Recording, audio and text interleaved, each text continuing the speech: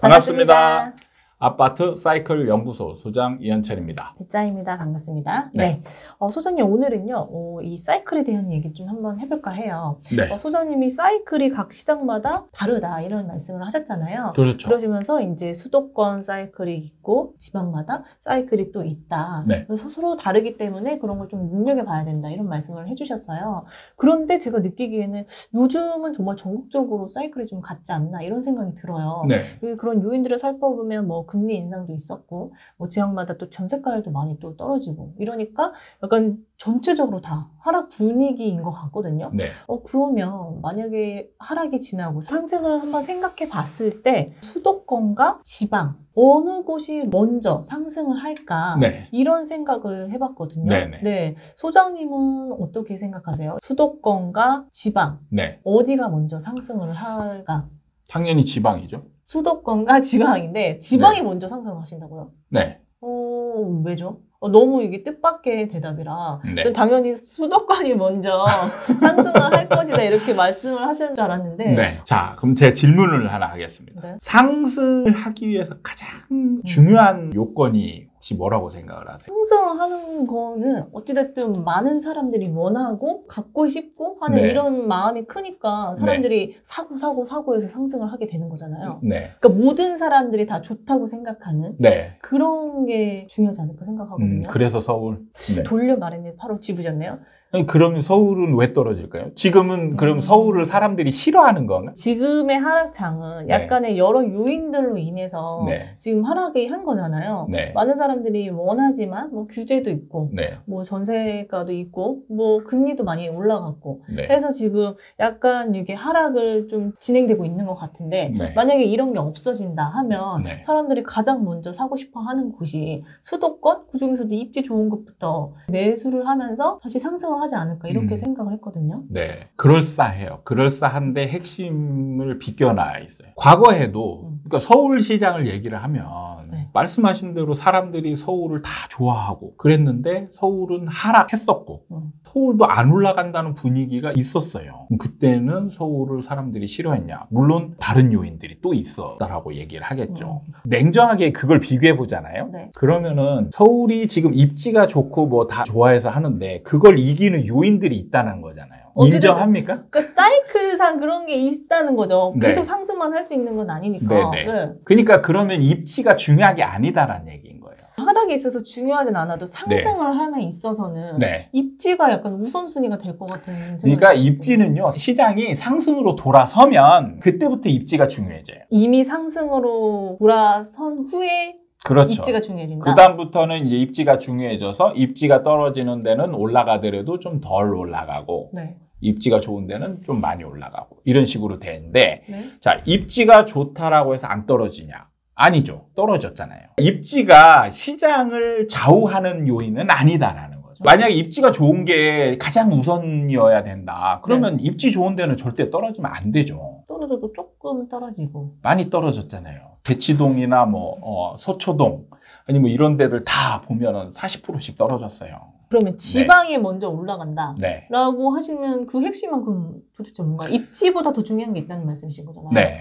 어떤 게 있는 거죠? 우리나라 시장에서 상승장을 만드는 가장 중요한 요인은 뭐냐면 바로 전세와 전세가율이에요. 전세와 전세가율. 이미 제 책에서 첫 번째 책에서도 그걸 썼잖아요. 네. 전세가를 알면 부동산 투자가 보인다. 이게 핵심 요인이기 때문에 이 책을 쓴 거예요. 제가 전에도 다른 채널에 나가서 인터뷰 주구장창 얘기하면서 하락장에서 뭘 기준으로 봐야 되느냐 이렇게 물어봤을 때 핵심적으로 봐야 될 게 뭐냐? 전세가율과 전세를 봐야 된다. 이렇게 얘기를 했단 말이에요. 네. 그게 핵심 요인이에요. 그럼 어떤 식으로 그걸 봐야 되나요? 전세가율이 네. 높아야 돼요. 그러니까 매매가와 전세가 갭이 굉장히 작아서 더 이상 이제 전세가 올라갈 공간이 없어야 되는 상황이고 네. 무조건 전세가율만 높다고 해서 좋냐? 절대 아닙니다. 전세가가 올라가고 있어야 돼요. 그것도 강하게 올라갈수록 좋은 겁니다. 전세가가 올라가면서 전세가율이 높아지려면 그럼 매매가는 약간 정체되어 있어도 전세가는 올라가야 된다는 상황이 그렇죠. 전세가가 올라가는 상황이어야 이게 이제 시장의 에너지가 크게 쌓이는 거예요. 그렇게 해서 이제 올라가기 시작하면 그때부터 사람들이 이제 상승에 따른 매수 기대감으로 서서히 이제 시장으로 진입하게 되는 거예요. 지방에서 전세가율이 높은 곳이 있기 때문에 서울보다는 지방이 더 먼저 올라갈 것이다. 일단은 전세가율의 조건이 갖춰져 있는 데들을 보면 지방에 많죠. 훨씬 많습니다. 서울이 또 40% 막 이렇게 그렇죠. 지금 서울 수도권은 지금 전세가율이 터무니없이 낮기 때문에 상승 에너지가 쌓일 수 있으려면 시간이 한참 있어야 돼요. 근데 지방은 이미 전세가율이 높은 지역들이 많단 말이에요. 그럼 왜 상승을 하지 않느냐? 바로 전세가가 상승하지 않고 있기 때문에 그런 거예요. 필요 충분 조건이에요. 둘 다 갖춰져 있어야 돼요. 또는이 아니라. 네. 5억 개념이 아니고 엔드 개념입니다. 전세가율도 높고 전세가도 올라가고 있어야 돼요. 근데 전세가율이 높은데 그럼 전세가 왜 안 올라갔냐 뭐 이렇게 물어보시는 분이 있을 수도 있는데 이거는 제가 볼 때는 약간의 우연적인 요소도 있고 제도적인 문제가 있습니다. 그게 뭐냐면 임대차 3법과 최근에 일어난 금리 급등 문제입니다. 그러니까 임대차 3법으로 사실 전국에 이게 그러니까 어느 한 지역만 적용되는 법이 아니잖아요. 전국의 모든 법이 갑자기 생긴 특별한 제도로 인해서 전세가가 급등을 했단 말이에요. 다들. 네. 그러면서 2년차 때 많은 전문가들이 전세 대란이 또 일어날 것이다 했지만 이제 떨어졌잖아요. 그게 뭐냐면 시장의 에너지로 가격이 움직인 게 아니라 새로운 제도가 생김으로 인해서 가격이 급등을 했고 이게 이제 시장에 자리 잡아가면서 제자리를 찾아오는 과정으로 떨어졌던 거예요. 그러니까 강제적으로 그냥 일시적으로 올라갔다. 그렇죠. 그런 상황에서 작년부터 금리 급등 현상이 있었잖아요. 근데 금리가 그냥 단순히 올라가는 상황이면 전세에 영향을 크게 안 주는데 금리가 급등을 했기 때문에 전세가에 영향을 주는 상황이 발생을 했습니다. 정확히 얘기하자면 수요가 월세 쪽으로 분산이 된 거예요. 전세가가 좀 떨어지려고 하는데 수요가 더 분산되면서 전세가가 더 떨어지는 상황이 발생을 한 거죠. 지금 지방에서 전세가율이 굉장히 높아서 전세가가 좀 올라갈 만한 지역들도 이 현상 때문에 전세가가 이제 떨어지는 지역들도 있었던 거죠. 그럼 현재 상황을 살펴보면 약간 네. 금리가 좀 안정되는 시기이다 이렇게 말씀하시는 분들도 있잖아요. 네. 그렇게 되면 이게 약간 금리의 인상 때문에 네. 이 전세가가 발목이 잡혀 있는 상황이라고 생각할 수 있는데 그럼 그게 약간 좀 풀어지면 전세가가 올라갈 수 있다는 지역들이 그렇죠. 생긴다. 이제는 전세가가 이제 서서히 그러니까 지금 당장 뭐 앞으로 이제 올라간다 이런 게 아니고 저는 항상 시간을 좀 여유를 굉장히 많이 둡니다. 네. 미리 얘기를 하는 거예요. 올해까지는 아니어도 이제 내년 정도부터 전세가가 네. 올라가는 지역들이 이제 생길 가능성이 지방에 훨씬 많습니다. 그럼 이미 전세가율이 높은 지역에 만약에 전세가도 높아진다면 24년에서 상승하는 지방이 생길 수도 있다는 그렇죠. 말씀이신 그러니까 거예요? 전세가가 이제 올라가는 지역, 전세가율이 높은데 전세가가 올라가는 지역부터 이제 상승할 가능성이 많이 있는 거죠. 부장님이 항상 그 하락 기간을 2028년까지 네. 약간 보시고 네. 바닥을 다지고 하면 2030년이 제일 매수가 기다 약간 이렇게 말씀하시는 거니까 네. 수도권 시장을 그렇죠. 보신 그거는 거예요? 수도권 시장만을 전제로 한 겁니다. 그거의 가장 큰 요인은 그러면 전세가율이 네. 그 올라가는 기간이 그 지방보다 훨씬 길기 때문에 그렇게 길게 잡으신 지방보다 좀 긴 것도 있고 그 정도 시간이 갖춰져야 매매를 밀어 올릴 수 있는 전세 상황이 갖춰지는 거예요. 그래서 전세가율도 높아져 있고 서울 수도권에서 전세가율도 굉장히 높아져 있고 그 다음에 이제 전세가가 쫙 치고 올라갈 수 있는 그런 상황이 갖춰져 있을 때가 바로 이제 2030년 정도다. 이렇게. 근데 지금 지방을 보면 네. 빠르면 내년부터 약간 눈여겨볼 만한 그렇죠. 지역이 생길 수도 있다. 그러니까 이게 지방 전체가 그렇다는 건 아니고요. 지방의 일부 도시들을 이제 여러분들이 잘 찾아보시면 네. 일단 전세가율이 높은 지역들이 꽤 많아요. 네. 전세가율이 뭐 85%, 86% 거의 그러니까 90%에 육박하는 지역들이 수두룩하게 많죠. 그런 지역에서 이제 전세가가 상승하기 시작하면 매매가하고 거의 똑같아지죠. 지금 매매가는 안 오르고 있잖아요. 안 오르고 있는 상황에서 전세가가 쫙 치고 올라가. 그러면은 거의 매매가하고 똑같아질 거 아니에요. 네. 그럼 그 다음부터는 이제 서서히 조금씩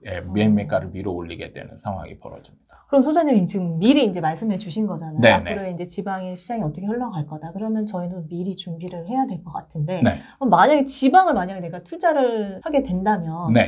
어떤 것을 좀 중점적으로 봐야 될지 궁금하거든요. 지방 네. 올라가는 도시를 찾았으면 이제 지방도 입지를 좀 네. 살펴서 너무 제가 입지만 그런 것 같은데. 입지가 중요하지 않다는 얘기는 아니에요. 중요해요. 네. 근데 아까도 얘기했듯이 상승장이 되면 그때부터 입지가 중요해요. 자, 시장이 올라가요. 그럼 어떤 게 더 많이 올라갈까? 이거에 이제 여러분들은 포커스를 맞출 거 아니에요. 맨날 A 살 거냐 B 살 거냐 고민하잖아요. 그게 바로 이제 여기에서 입지가 나오는 거예요. 하게 되는 의문점은 네. 약간 지방은 지금 인구도 좀 감소하고 있고 네. 일자리도 좀 줄어들고 있고 네. 그래서 아무리 이 사이클상 상승의 힘이 있어도 네. 응집되는 힘이 좀 작을 것 같다는 생각이 들거든요. 네. 이게 진짜 이거 상승이 할 수 있을까? 약간 이런 생각이 들기도 하는데 그런 지역이 그럼 전세는 왜 오를까요? 사람들이 전세 수요만 있는 거. 이 집에서 사고 싶진 않지만 네. 필요에 의해서 네. 거주를 하기 위해서 전세를 하는 수요가 많은 게 아닐까? 이런 생각이 그렇죠. 들거든요. 중요한 거는 사람들이 매수를 많이 안 해도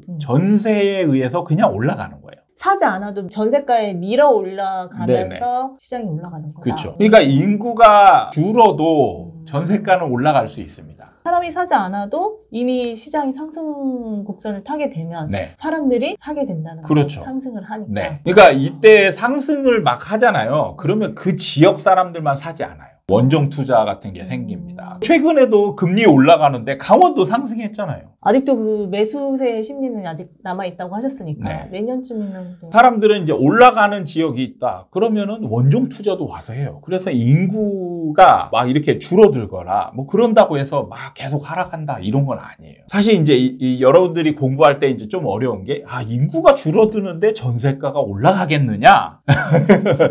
이제 이런 게 이제 궁금할 수 있는데 실제로 지켜보시면 돼요. 인구가 줄어드는데 전세가가 올라가는 현상이 벌어집니다. 너무 신기해요. 이게 머리로는 뭔가 계산이 딱딱딱 들어맞아야 될 법한데 그게 안 되는 거니까. 그거는 지금 자기가 모르고 있는 거를 다 안다라고 생각하고 계산을 하니까 오류가 있는 분석을 하는 거죠. 그러니까 시장 전체의 전반적인 상황을 다 이해를 하고 분석을 하면 인구가 줄어도 전세가가 올라가는 상황을 이론적으로 설명할 수가 있어요. 근데 그거를 지금 모르니까 자기가 알고 있는 이론으로만 생각하면 전세가가 올라가는 상황을 전혀 이해할 수가 없는 거죠. 이 채널을 보시는 분들 중에 투자를 하고 싶어 하시는 분들도 계실 거라고 생각이 들거든요. 그렇죠. 그럼 만약에 내년에 진짜 지방에 눈여겨볼 만한 지역이 생겼어요. 근데 네. 아직 지방에 대한 보이지 않는 벽이 있다고 하잖아요. 만약에 수도권에 사는 사람들은. 네. 선뜻 진짜 지방에 투자해도 될까? 약간 이런 의문점이 들기도 하고 약간 두려움도 있을 것 같거든요. 네. 그런 거는 약간 수도권 투자나 지방 네. 투자나 뭐 같다고 생각을 해야 되는 건지 아니면 뭐 주의해야 될 게 있다는.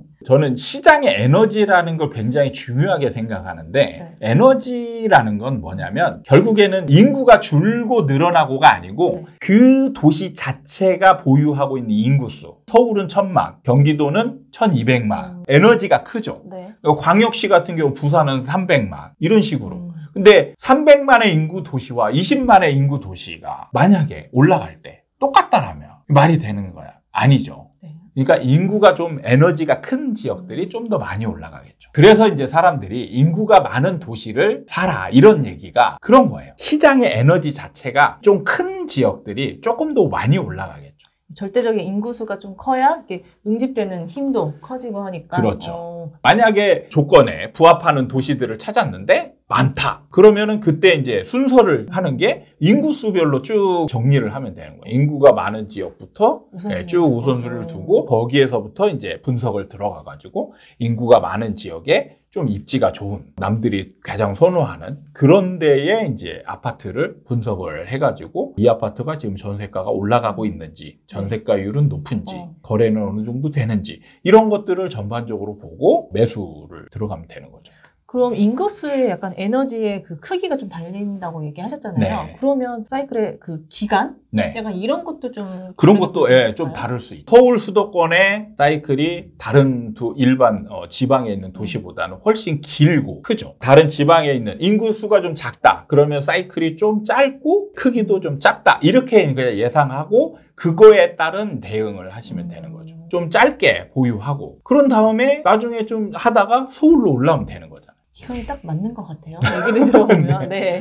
뭔가 되게 지방은 가보지 않고 해보지 않아서 약간 두려움이 있는데 소장님 말씀을 들으니까 뭔가 큰 기준을 하나 세워서 접근을 하면 괜찮을 것 같아요. 물론 뭐 다른 것들도 다 살펴봐야 되겠지만. 네. 그렇다고 제가 지방을 막 강제적으로 가서 살아 이런 얘기는 아닙니다. 모를 것 같으면 그냥 가만히 계세요. 그냥 모르는데 막 이현철이 지방 가라고 했다. 그래가지고 막 지방 가서 네. 막 찾아보다가 조건에 부합하지도 않는 데를 가서 투자를 망치는 것보다는 가만히 계시는 게 더 나을 수 있습니다. 이걸 전제로 하는 거는 제가 말하는 사이클에 대한 기본 요소에 대한 이해가 어느 정도 있는 분들. 아마 이제 제가 얘기하지 않았어도 지방을 좀 눈여겨보고 있는 분들이 있을 거예요. 오늘 시간은 이렇게 마무리해 보도록 하겠습니다. 네, 도움이 되셨다면 구독과 좋아요 부탁드리고요. 다음에 또 찾아뵙도록 하겠습니다.